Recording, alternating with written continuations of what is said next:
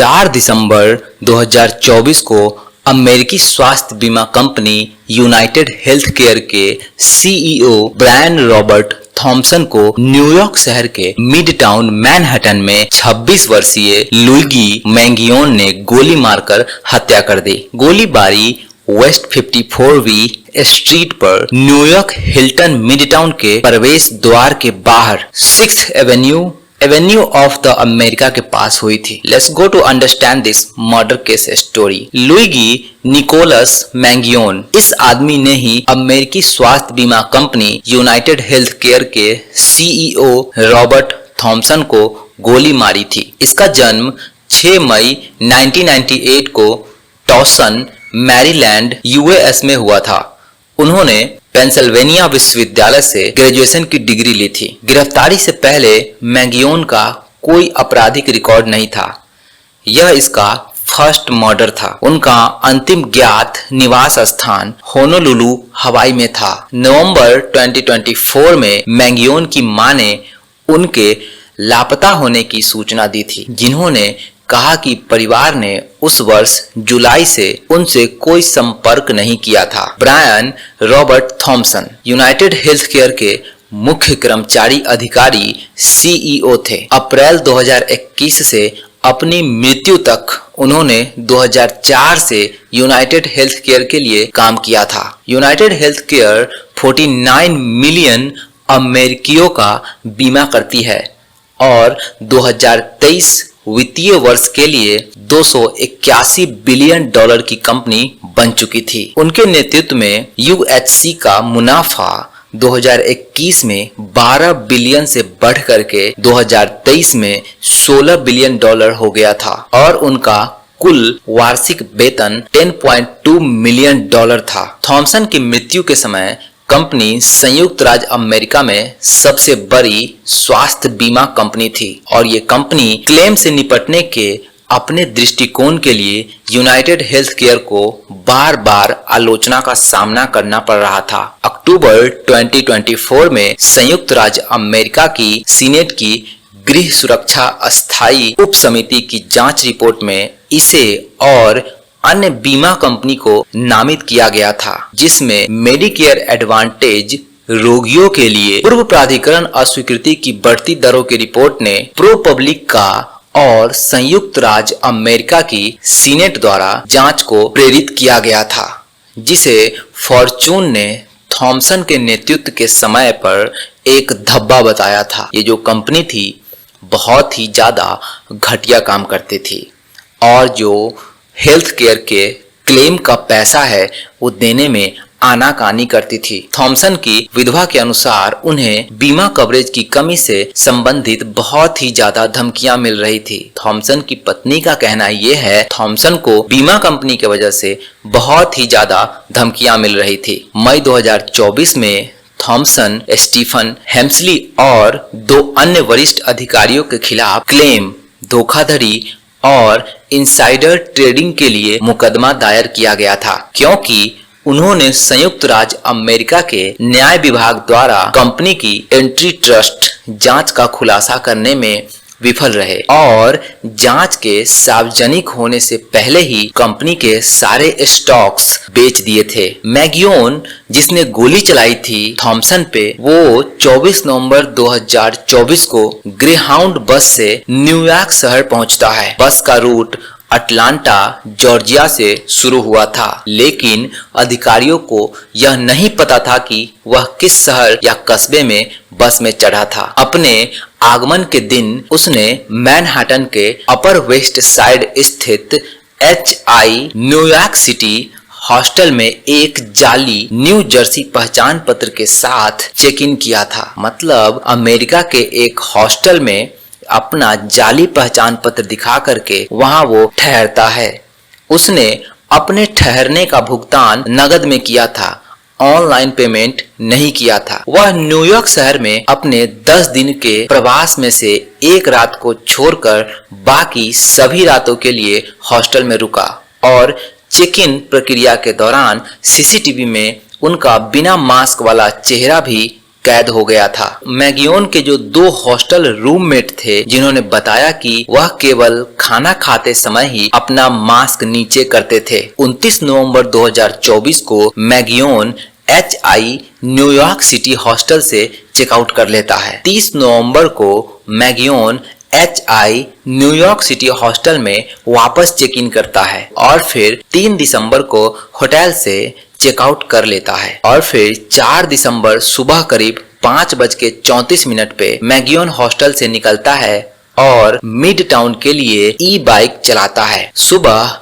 6:15 पे मैगियोन को 57वीं street F train subway stop से निकलते हुए देखा गया था। सुबह 6:17 पे Mangione New York hostel mid town hotel से 2 ब्लॉक दूर स्थित स्टारबक्स कैफे, जो कि 1380 6th एवेन्यू उसका नाम है, वहां से कॉफी, पानी और ग्रेनोला बार खरीदता है और कॉफी कप और पानी की बोतल फेंक देता है। सुबह 6:30 पे सीसीटीवी फुटेज के अनुसार मैगियोन को फोन पर बात करते हुए और चलते हुए देखा गया था। सुबह 6:39 पर Mangione New York hotel mid town hotel के सामने पहुंचता है और कई मिनटों तक इंतजार करता है। सुबह 6:40 पर Thomson Marriott hotel 151W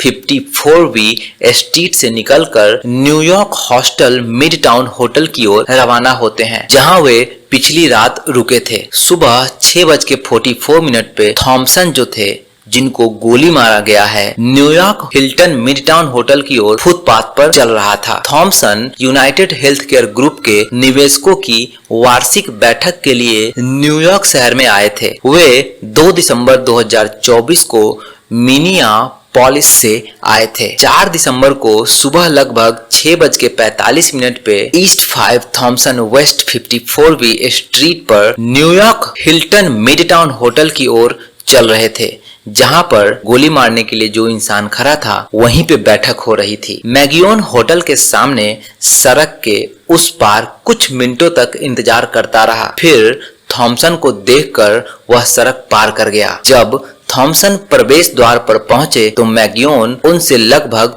20 feet यानी कि 6 मीटर दूर था और उसने एक साइलेंसर लगी 9mm पिस्तौल से उन पर 3 बार गोलियां चलाई, जिससे थॉमसन की पीठ और दाहिनी पिंडली में गोली लग जाती है। मैगियोन का जो पिस्तौल था 9mm वाला, वो जाम होने के बाद उसे दोबारा लोड किया। संदिग्ध जो था मैगियोन तुरंत सुबह 6:59 पर माना जा रहा है कि मैगियोन नाम का एक व्यक्ति वेस्ट 85वीं स्ट्रीट पर बाइक चला रहा है। मैगियोन एक ई बाइक पर सेंट्रल पार्क की ओर भाग गया। वहां हिंडोले के पास उसने मोनोपोली के पैसे, कैंडी और एक जैकेट से भरा एक बैग फेंक दिया और फिर 77वीं स्ट्रीट पर पार्क के पश्चिमी छोर से बाहर निकल गया। पुलिस के अनुसार वह फिर अपना मैनहट्टन में George Washington bridge bus station से शहर से बाहर चला गया। पुलिस सुबह करीब 6:46 पर पुलिस को 911 पर एक कॉल मिली, जिसमें बताया गया कि एक व्यक्ति को गोली मार दी गई है। सुबह 6:48 पर अधिकारी घटना स्थल पर पहुंचते हैं और थॉमसन को पीठ और पेट में कई गोली लगने के घाव के साथ पाया गया। उसे अस्पताल ले जाया जाता है। किसको? थॉमसन को, जो हेल्थ केयर कंपनी के CEO थे। घटना स्थल से 3 खाली कारतूस और 3 जिंदा कारतूस बरामद हुए, मतलब 3 ऐसी गोली जो चली हुई थी उसका खोखा और 3 जो गोली नहीं चली हुई थी। हत्या की close circuit television camera CCTV recording में मैगियोन प्रत्येक शॉट के बाद मैनुअल रूप से बंदूक की क्रिया को दोहराता था, मतलब एक गोली चलाने के बाद फिर से बंदूक को ठीक करता था, फिर दूसरी गोली चलाता था, मतलब वो आराम से गोली चला रहा था। उसको भागने की कोई जल्दी नहीं थी। हथियार एक खराब अर्ध स्वचालित पिस्तौल था। सुबह करीब 7:04 पर मैगियोन 87वीं स्ट्रीट और एम्स्टर्डम एवेन्यू पर उत्तर की ओर जाने वाली टैक्सी में बैठ जाता है। सुबह करीब 7:12 पर थॉमसन को माउंट सिनाई अस्पताल में मृत घोषित कर दिया गया। मतलब वो जो अमेरिका के जो हेल्थ केयर सेंटर था उसमें जो बीमा कराया जाता था उसके जो सीईओ थे वो अब इस दुनिया में नहीं रहे, वो मर चुके थे। सुबह 7:30 पर Mangione George Washington bridge bus station पर पहुंचता है। शुरू में लोगों के द्वारा और पुलिस के द्वारा पूछा गया कि वो इंसान कौन था जो गोली चलाया है थॉमसन पे। तो मैगियोन का जो चेहरा था उसके बारे में लोगों ने बताया कि नकाबपोश गोरे आदमी के रूप में वर्णन किया गया। गोलीबारी के दौरान इस्तेमाल किए गए कारतूस के खोखे पर सब कुछ एकदम निश्चित था कि पुलिस लेट पहुंची थी और गवाही भी उसी गोली पे अंकित था किसने मारा है। थॉमसन को पहले भी कंपनी द्वारा बीमा का जो क्लेम होता है वो कंपनी स्वीकारती ही नहीं थी, सबको गलत बताते थे कि तुम्हारा बीमा ही गलत हुआ है, तुमने ये पेपर जमा नहीं किया है, वो पेपर जमा नहीं किया है। इसीलिए उनको काफी ज्यादा आलोचना का सामना करना पड़ रहा था। आगे बढ़ते हैं। न्यूयॉर्क शहर पुलिस विभाग ने 4 दिसंबर 2024 को शूटर के बारे में जानकारी देने वाले को $10,000 तक इनाम देने की घोषणा की। पुलिस ने हमलावरों का जो ड्राइंग स्केच था वो बताया कि एक व्हाइट अमेरिकन आदमी है जिसकी लंबाई लगभग 6 फीट 1 इंच है और 185 सेंटीमीटर का है। उसने हल्के भूरे या क्रीम रंग की हुडी वाली जैकेट, गहरे रंग की पैंट और सफेद तलवों वाले काले स्नीकर्स पहने हुए थे। उसके पास एक ग्रे रंग का बैकपैक था और उसने अपना चेहरा काले रंग के मास्क से ढका हुआ था। पुलिस ने ऐसा बताया लोगों को और जिसने भी इसके बारे में जानकारी देगा पुलिस उसको $10,000 देंगी। पुलिस ने कहा कि संदिग्ध आग्नेयास्त्रों के उपयोग में कुशल प्रतीत होता है। इसका मतलब ये है कि जो संदिग्ध है मैगियोन वो गोली चलाने में माहिर है और मैगियोन कैमरे के सामने बिल्कुल भी नहीं आना चाहता। इवन सीसीटीवी के सामने भी वो मास्क लगाया रहता, हुडी पहना रहता और अपने गर्दन को अक्सर नीचे करके दुकान से जहाँ पे सीसीटीवी लगी है वो सामान वगैरह खरीदता था। अगले दिन 5 दिसंबर को अधिकारियों ने होटल और स्टारबक्स कैफे में लगे निगरानी कैमरे द्वारा ली गई संदिग्ध की तस्वीर जारी कर दिया। 2 तस्वीरों में संदिग्ध का चेहरा प्रॉपर दिख रहा था, जिसमें से एक में वह हॉस्टल की एक महिला डेस्क अटेंडेंट को देख करके मुस्कुरा रहा था। सूत्रों ने सीबीएस को बताया कि फ्रंट डेस्क कर्मचारी ने उसकी प्यारी मुस्कान देखने की इच्छा जताई। एफबीआई भी इस जांच में शामिल हो गई और गिरफ्तारी और सजा दिलवाने वाली जानकारी के लिए अलग से सीबीआई द्वारा $50,000 तक का इनाम देने की घोषणा की गई, क्योंकि जिसका मर्डर हुआ था वो कोई नॉर्मल इंसान नहीं था। He is a biggest businessman in American history और ये जो मर्डर हुआ था ये भी अमेरिका के इतिहास में 2024 में सबसे ज्यादा ब्रूटल मर्डर था। 9 दिसंबर 2024 को अधिकारियों ने मैगियोन को ऑल्ट्रूना पेंसिल्वेनिया में गिरफ्तार किया और मैनहट्टन की एक अदालत में उस पर थॉमसन की हत्या का आरोप लगाया गया। अधिकारियों ने आरोप लगाया कि जब मैगियोन को पकड़ा गया तो उसके पास एक 3D प्रिंटेड पिस्तौल और एक 3D प्रिंटेड साइलेंसर था जो हमले में इस्तेमाल किए गए हथियारों से मेल खाता था। इसका मतलब उसका जो पिस्तौल का साइलेंसर बनाया गया था वो किसी 3D प्रिंटर मशीन से बनाया गया था। अधिकारियों का मानना है कि यह वही हथियार है जो उन्हें गिरफ्तारी के बाद मैगियोन के बैग से मिला था। एक आंशिक रूप से 3D के द्वारा बनाया गया साइलेंसर, ये जो घोस्ट गन उसके पास था उसमें 3D का रिसीवर भी था, मेटल स्लाइडर भी था, सब कुछ 3D के थे।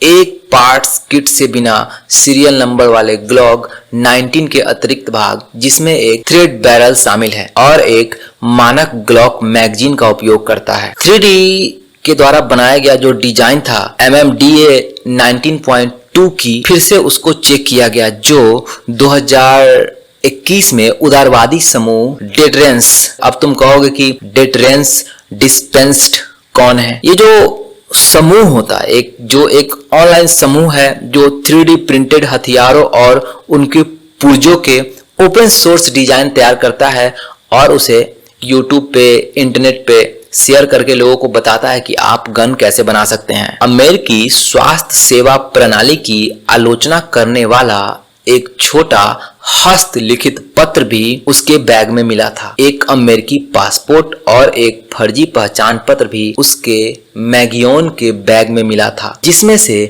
एक उसी नाम का था जिसका इस्तेमाल मैनहट्टन के अपर वेस्ट साइड के एक हॉस्टल में चेक इन करने के लिए किया गया था। घटनास्थल से पानी की बोतल, कैंडी रैपर और फोन बरामद किए गए और माना जाता है कि इसका संबंध शूटर से था। पुलिस ने कहा कि उनका मानना है कि उन्हें 6 दिसंबर 2024 को सेंट्रल पार्क में शूटर का बैग मिला था। बैग में टॉमी हिलफिगर का एक जैकेट था और मोनोपोली के सिक्के थे। मैगियोन की गिरफ्तारी पर पुलिस ने कहा कि उन्हें उनके पास से 262 शब्दों का एक हस्तलिखित दस्तावेज मिला था, जिसे कई मीडिया आउटलेट ने घोषणा पत्र बताया। जेसिका टीस के अनुसार हस्तलिखित दस्तावेज मैगियोन की प्रेरणा और मानसिकता को दर्शाता है। न्यूज वीक के अनुसार पुलिस ने पुष्टि की कि प्रतिलेख एकदम सही था और मैगियोन ने ही लिखा था। और उसमें क्या लिखा था मैं आपको पढ़ के बताता हूँ। उसमें लिखा हुआ था, संघीय अधिकारियों से मैं संक्षेप में कहना चाहता हूँ कि क्योंकि मैं हमारे देश के लिए अपने कार्यों का सम्मान करता हूँ, लंबी जांच से बचने के लिए मैं स्पष्ट रूप से कहना चाहता हूँ कि मैं किसी के साथ मिलकर काम नहीं कर रहा था। यह काफी मामूली मामला था। कुछ बुनियादी सामाजिक इंजीनियरिंग, बेसिक CDA और बहुत धैर्य। अगर स्पाइरल नोटबुक मौजूद है तो उसमें कुछ बिखरे हुए नोट्स और टू डू लिस्ट है जो इस घटना का सारा स्पष्ट करते हैं। मेरी तकनीकी काफी हद तक गोपनीय है क्योंकि मैं इंजीनियरिंग में काम करता हूँ, इसलिए शायद वहां से ज्यादा जानकारी नहीं मिलेगी। किसी भी तरह की परेशानी या आघात के लिए मैं क्षमा चाहता हूँ, लेकिन यह करना आवश्यक था। मतलब मैगियोन का कहना था कि उसने जो गोली मारी थी वो एक सही काम किया था। और वो आगे बोलता है पत्र में कि सच कहूं तो इन परजीवियों को यही मिलना चाहिए था। एक बात याद दिला दूं, अमेरिका में दुनिया की सबसे महंगी स्वास्थ्य सेवा प्रणाली है और फिर भी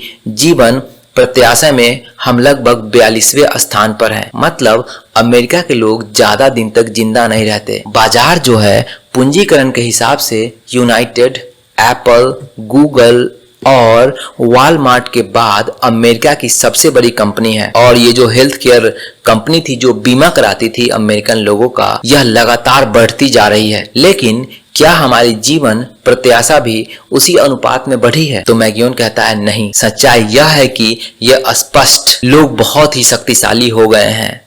मतलब जो अमीर है वो अमीर हो रहे हैं अमेरिका में और जो गरीब है उसे बीमा का पैसा भी नहीं मिल रहा है और वे भारी मुनाफे के लिए हमारे देश का दुरुपयोग करते रहते हैं क्योंकि अमेरिकी जनता ने उन्हें ऐसा करने की छूट दे दी है। जाहिर है समस्या कहीं अधिक ज्यादा जटिल है, लेकिन मेरे पास जगह नहीं है और सच कहूं तो मैं पूरे तर्क को समझने के लिए सबसे योग्य व्यक्ति होने का दावा भी नहीं करता। लेकिन कई लोगों ने दशकों पहले भ्रष्टाचार और लालच को उजागर किया है जैसे, और वो दो इंसान का नाम लेता है। पहला इंसान रोसेंथल और दूसरा इंसान मूर।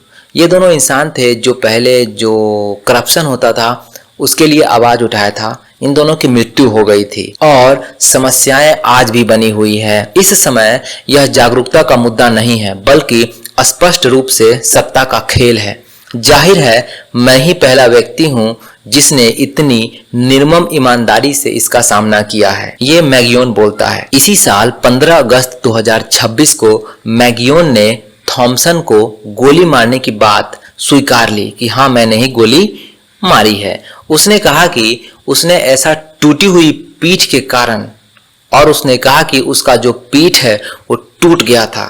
इसी कारण वर्षों से हो रहे गंभीर दर्द और स्वास्थ्य बीमा उद्योग से निपटने के बाद वो इस तरीके का कदम उठाया है। मैगियोन ने गोलीबारी की अपनी तैयारी का विस्तार से वर्णन किया और बताया कि मैंने फिर यूनाइटेड हेल्थ केयर के नेतृत्व को एक निवेशक के रूप में ईमेल किया जो $50 अरब से अधिक की संपत्ति का प्रबंधन करने वाली एक फर्म में काम करता है और सम्मेलन के बारे में जानकारी का अनुरोध किया। बीमाकर्ताओं के साथ मैग्योन पिछले संपर्कों के विपरीत उन्हें 1 घंटे के भीतर तत्काल प्रतिक्रिया मिली। दिसंबर 2024 तक जांचकर्ताओं का मानना है कि मैग्योन के मकसद के पीछे स्वास्थ्य बीमा उद्योग के प्रति दुर्भावना थी। 105 पुलिस का मानना है कि मकसद आंशिक रूप से उस चोट से संबंधित था जो मैग्योन को जुलाई 2023 में लगी थी, जिसके कारण उन्हें आपातकालीन कक्ष में जाना पड़ा था, मतलब आईसीयू में जाना पड़ा था।